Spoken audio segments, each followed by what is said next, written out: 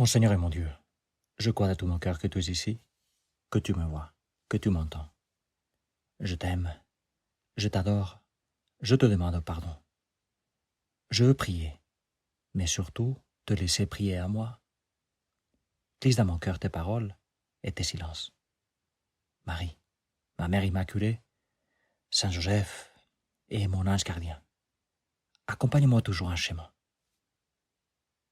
Parfois, les prophètes ne parlent pas avec des paroles, ils parlent avec des actes, avec des gestes. C'est ce qu'aujourd'hui, dans le milieu artistique, on appellerait une performance. Eh bien, une performance prophétique, c'est ce que le prophète Ézéchiel fait dans la lecture de l'Ancien Testament que l'Église nous propose aujourd'hui. C'est une mise en scène très curieuse qui m'intrigue depuis un bon moment. Et aujourd'hui, j'ai pris le défi et je me suis décidé à y creuser un peu. Et c'est comme toujours avec la parole de Dieu. Là où il semblait qu'il n'y avait qu'une parole ou un geste un peu bizarre et difficile à comprendre, plus on y médite, plus on y trouve. Alors un peu de contexte. Au moment de cette performance, je l'ai dit comme ça parce que performance, c'est autre chose. Au moment de cette performance, le prophète Ézéchiel se trouve en Babylone, dans l'exil. Il a dû partir avec une première vague d'exilés de Jérusalem. Il y en aura encore une autre vague, où Jérusalem sera détruite, là ce sera plus dramatique. Et Dieu dit à Ézéchiel, qui est là déjà dans l'exil, « Tu es entouré de gens qui ont des yeux pour voir et ne voient pas, des oreilles pour entendre et n'entendent pas. » Ça nous dit quelque chose, cette façon de dire. Isaïe va le reprendre et ensuite Jésus, tu vas encore le reprendre dans ta prédication.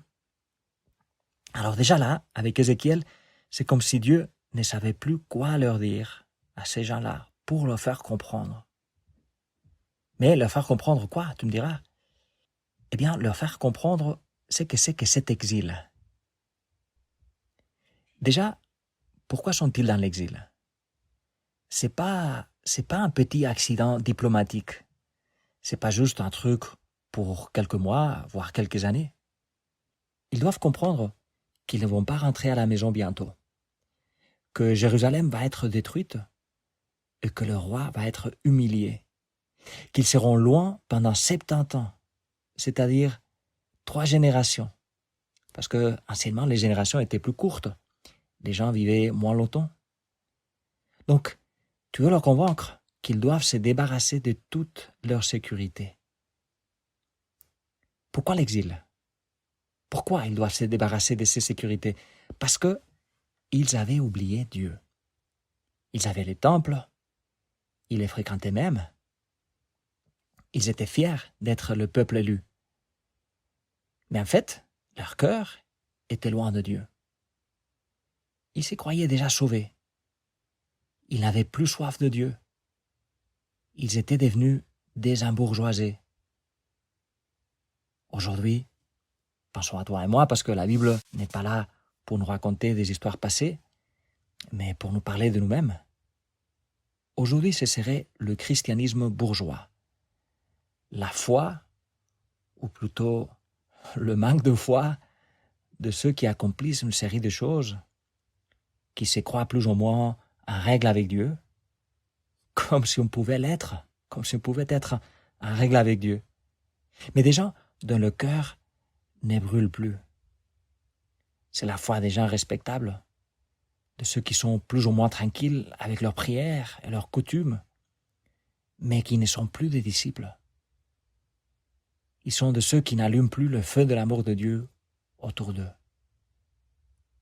Où je sais, avec les incendies en cours, en France, en Espagne, au Canada et ailleurs, c'est pas drôle de parler de feu.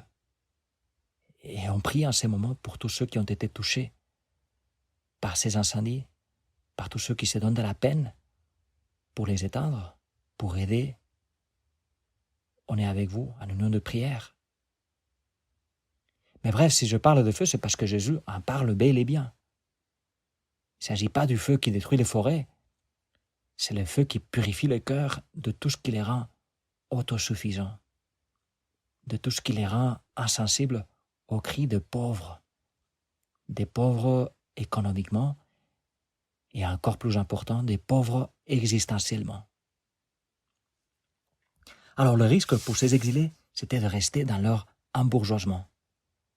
Parce que entre eux circulait déjà l'idée qu'ils allaient rentrer bientôt, que ce truc de l'exil c'était momentané, que ces prophètes qui disaient que c'était sérieux, qu'il fallait se convertir, eh ben c'était des radicaux.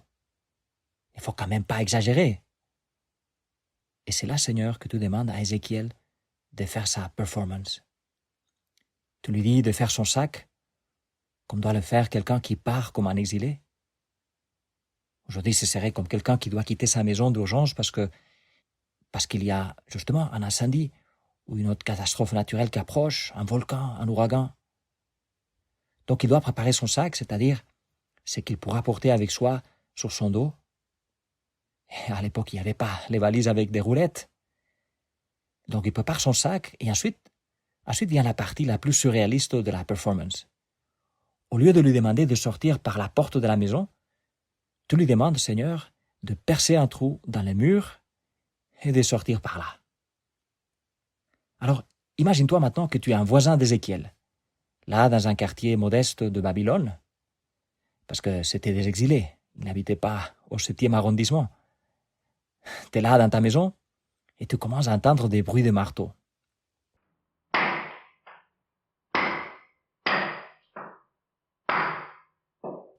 Ah bon, quelqu'un qui est en train de clouer quelque chose. Mais au bout d'une heure, le bruit continue, et encore au bout de 2 heures, les gens commencent à sortir la tête par la fenêtre et finissent par se rendre sur place. Et voilà Ézéchiel avec un marteau et une pioche qui fait un trou dans le mur de sa maison.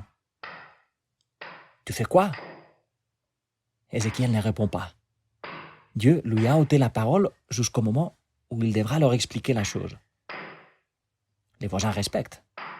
Ils savent que c'est comme ça, dernièrement, avec Ézéchiel. Parfois, il est comme muet.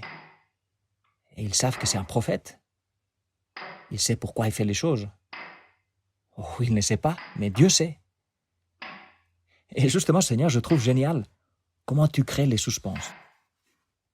Ces gens qui étaient désabusés, qui croyaient avoir déjà tout entendu, Ézéchiel aurait eu beau leur dire quoi que ce soit, il n'en aurait pas été touché. Et pourtant, maintenant, les voici tous autour du prophète qui fait le trou dans le mur. D'abord, c'était que les voisins, mais entre-temps, la voix s'est répandue et il y a un bon groupe de la communauté d'exilés qui se sont attroupés sur la petite ruelle où habite Ézéchiel. Ils n'ont pas de smartphone pour scroller en attendant que le prophète finisse et leur explique c'est quoi cette histoire. Donc ils parlent entre eux et à coups de marteau avant ce soir. Et c'est déjà presque nuit lorsque le trou dans le mur est suffisamment grand pour qu'Ézéchiel puisse y passer.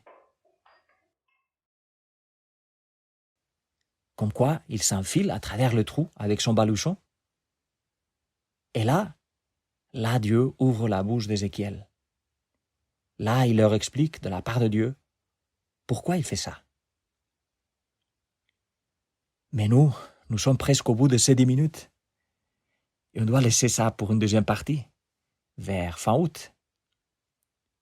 Tu peux bien sûr lire la réponse d'Ézéchiel dans la lecture d'aujourd'hui, mais on y méditera avec calme les 26 août. Entre-temps, je te laisse avec cette réflexion pour ta prière. Dans cette histoire, Ézéchiel n'est pas quelqu'un qui donne un message. Il est lui-même le message.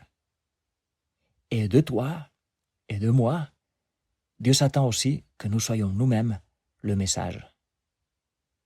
Peut-être on ne devra pas commencer à creuser des trous dans le mur, mais si nous vivons notre foi avec authenticité, ça ne va pas passer inaperçu. Les gens vont être chamboulés. Les gens vont se poser des questions. Les gens vont nous poser des questions.